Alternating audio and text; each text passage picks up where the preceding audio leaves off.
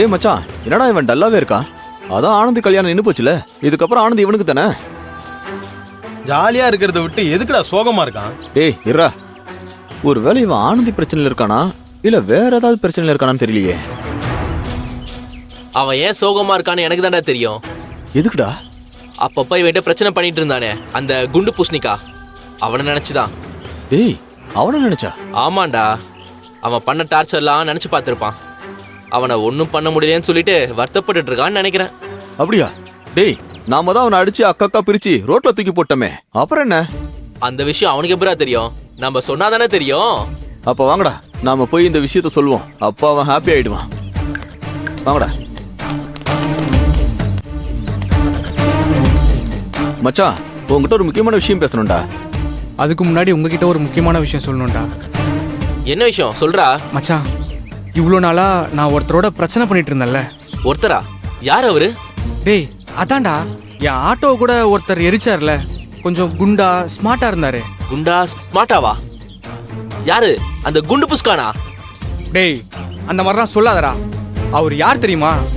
நான் லவ் பண்றேன்ல ஆனந்தி, அவளோட அக்கா புருஷன்டா.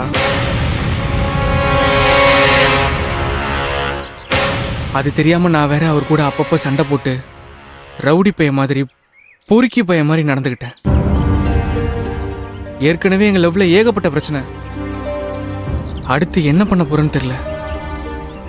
நான் வேற அவர் யாருன்னு தெரியாம அவர் சர்டிபிகேட்லாம் எரிச்சு பைக் பெட்ரோல் டேங்க்ல மண்ணெல்லாம் வாரி போட்டேன். அதை நினைச்சாலே என் லவ்ல நானே மண்ணள்ளி போட்ட மாதிரி இருக்குடா.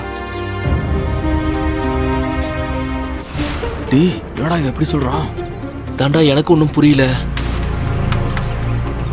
ஆனந்தியோட மாமன்றான், அவன் அடிச்சு மண்டையை உடச்சு குப்பமேட்டில் போட்டோமேடா. இதை அவன் கிட்ட சொன்னா என்னடா நினைப்பான்? டேய் ஆ நீங்க என்னடா உங்களுக்குள்ள பேசிட்டு இருக்கீங்க?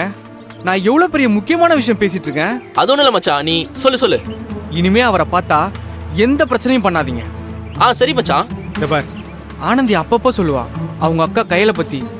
அவங்க வீட்டுக்காரர்னா கண்டிப்பா அந்த குடும்பத்துக்கு முக்கியமான ஆளா தானே இருப்பாரு. ஆமா மச்சான், முக்கியமான ஆளா தான் இருப்பாரு. அதனால இனிமேல் அவர்கிட்ட எந்த பிரச்சனையும் பண்ணாதீங்க. அவர் நம்மள பாவமா பார்த்தாலும் சரி, கேவலமா பார்த்தாலும் சரி. சரியா மச்சான் அது வந்து என்னடா? டேய் அதை விடு, ஒன்றும் இல்லை மச்சான். நீ சொல்லிட்டல உங்க குடும்பத்தோட ஆள்னு, நாங்கள் இனிமேல் கண்டிப்பா பிரச்சனை பண்ண மாட்டோம். டேய் நீ ஏதோ சொல்ல வந்த. என்ன நடந்துச்சுன்னா, அது வந்து அவன் என்ன சொல்ல வரானா, இனிமே நாங்க அவரை பார்த்தா எல்லாருமே ஒண்ணுக்குள்ள ஒண்ணு ஃப்ரெண்ட்ஸ்னு சொல்லி க்ளோஸ் ஆயிடலான்னு சொல்ல வந்தான். அதானடா? ஆமா அதை தான் சொல்ல வந்தேன். இதாண்டா விதிங்கிறது. நம்ம யாரை வெறுக்கிறோமோ அவங்க கையில தான் நம்ம வாழ்க்கையை கடவுள் கொடுத்து வைக்கிறான். இனிமேல் யாரு கூடயும் சண்டையே போடக்கூடாதுடா.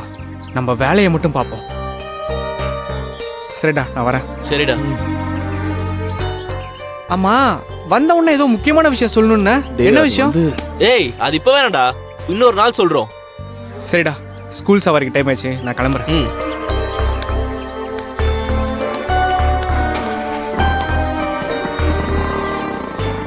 டேய் ஏன்டா அவன்கிட்ட உண்மையை சொல்லல? எப்படா சொல்ற?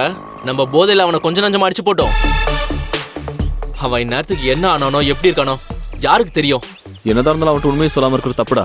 நாம என்ன அவன் சொந்தக்காரன் தெரிஞ்சு அடிச்சோம்? இவனுக்கு குடைச்சல் கொடுக்குறான்னு தானே அடிச்சோம். இவன் இப்படி திடீர்னு சொல்லுவான்னு யாருக்குடா தெரியும்? அதுக்காக இப்ப அவன்கிட்ட போய் உண்மையை சொல்ல போறியா? டேய் அடிச்சது நாம தானடா, நாம தான் உண்மையை சொல்லணும். வேணாண்டா, பாலு கிட்ட சொன்னா கண்டிப்பா அவன் நம்மள சும்மா விட மாட்டான். தேவையில்லாம நம்ம ஃப்ரெண்ட்ஷிப்குள்ள கெட்ட பேர் தாண்டா வரும். இந்த உண்மை நம்ம 3 பேருக்குள்ளே தெரிஞ்சதா இருக்கட்டும், விட்டுடு. எப்படா அவட சொல்ற? கண்டிப்பா ஒரு நாள் அவனுக்கு உண்மை தெரியும்டா. அன்னைக்கு ஏன் சொல்லணும்னு சொல்லி இன்னும் கோவப்படுவான். இப்ப கூட அவன்கிட்ட போய் சொல்லிடலாம். சொல்லாம இருந்தா ரொம்ப தப்பாயிருண்டா. இவனுக்கு தெரிஞ்சாதானே நம்ம அந்த குண்டு புஸ்கான இல்ல அந்த குண்டு தம்பிய பார்த்தா அவர்கிட்ட மன்னிப்பு கேட்டு நாங்க அடிச்ச விஷயத்த பாலு கிட்ட சொல்லாதீங்கன்னு சொல்லி அவர் காலில் விழுந்து கெஞ்சி கேட்போம். பார்க்க நல்ல மனுஷன் மாதிரி தான் தெரிஞ்சாரு. கண்டிப்பா நம்மள அவர் மன்னிச்சிடுவாரு. ஆனா என்ன ஆனாலும் சரி, பாலுக்கு மட்டும் இந்த விஷயம் தெரியக்கூடாதுடா. டேய் அவர் எங்கடா போய் தேடுறது? அவர் எங்க இருக்காரோ எப்படி இருக்காரோ?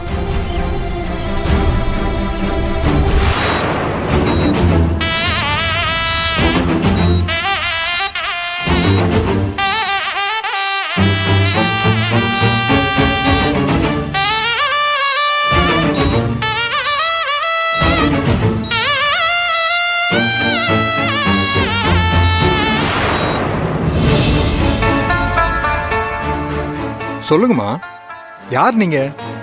எதுக்காக என்ன மீட் பண்ணணும்னு சொன்னீங்க? சார், என் பேர் சக்தி. இவ என் ஃப்ரெண்டு கயல். இவளோட ஹஸ்பண்ட ரொம்ப நாளா காணும் சார். அதனால அவரை தேடி கண்டுபிடிக்கிறதுக்காக ஒரு கம்ப்ளைண்ட் கொடுக்கலான்னு வந்திருக்கோம். Okay okay. உங்க புருஷன் எப்ப காணாம போனாரு? காணாம போறதுக்கு முன்னாடி ஏதாவது பிரச்சனை நடந்துச்சா? சார், என் ஹஸ்பண்டுக்கும் எனக்கும் ஃபேமிலிக்குள்ள ஒரு சின்ன பிரச்சனை. அதனால கோச்சுக்கிட்டு அவரு வீட்டை விட்டு வெளியே போயிட்டாரு சார். காணாம போயிட்டாருன்னு சொல்றீங்க, கோச்சுக்கிட்டு போயிட்டாருங்கிறீங்க. இதுல எதுமா உண்மை? சார், அவரு கோச்சுக்கிட்டு போனது என்னமோ உண்மைதான் சார். ஆனா இவ்வளோ நாள் அவர் வராம இருக்கிறது தான் அவருக்கு என்ன ஆச்சோ ஏதாச்சோன்னு கொஞ்சம் பயந்து போய் தான் சார் கம்ப்ளைண்ட் கொடுக்க வந்திருக்கோம். சார், அவர் காணாம போனதுல இருந்து அவர் போனும் ஸ்விட்ச் ஆஃப்ல தான் சார் இருக்கு. சார், என் ஹஸ்பண்ட் எங்க இருக்காருன்னு எனக்கு தெரியாது சார். என் ஹஸ்பண்ட் என்ன பிரிஞ்சு போன நாள்ல இருந்து நான் ரொம்ப கஷ்டத்தை அனுபவிச்சுட்டு இருக்கேன். சார், இந்த பொண்ணை நான் பார்த்துருக்கேன் சார். சோஷியல் மீடியாவில் இந்த பொண்ணை பற்றி நிறைய நியூஸ் வந்திருக்கு சார். ஏமா, உன்னை பற்றி உன் சொந்த மாமியார் சோஷியல் மீடியாவில் அவ்வளோ விஷயம் சொல்கிறாங்க. நீங்கள் தான் அவங்க பையனை ஏதோ பண்ணிட்டீங்கன்னு சொல்கிறாங்க. இப்போ நீங்கள் வந்து அவரை காணோன்னு சொல்லி கம்ப்ளைண்ட் கொடுக்குறீங்க. யார் சொல்கிறத நம்புறது?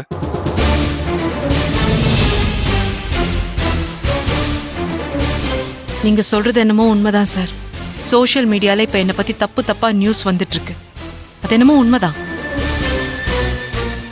ஆனா அதுல வர நியூஸ் உண்மை கிடையாது. நான் எந்த தப்பும் பண்ணல.